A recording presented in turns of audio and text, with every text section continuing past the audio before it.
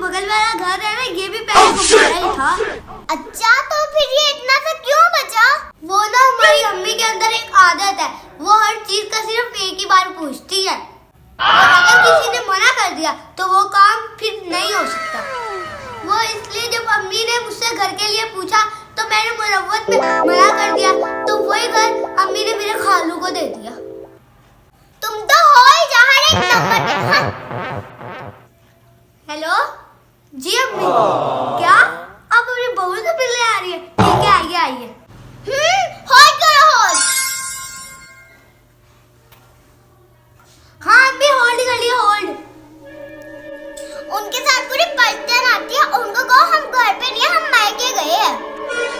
वो अम्मी अर्शी घर पे है नहीं, वो ना मायके गई है, तो हम कह रहे थे कि आप बिला वजह आके थकेगी। तो आप क्या, आप उसके लिए सोने का हार लेके आ रही हो?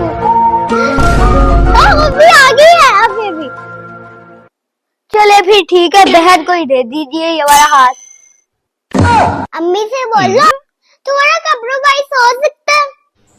भूल जाओ, हमें घर तक नहीं दिया, तुम्हें हाथ दे देंगी।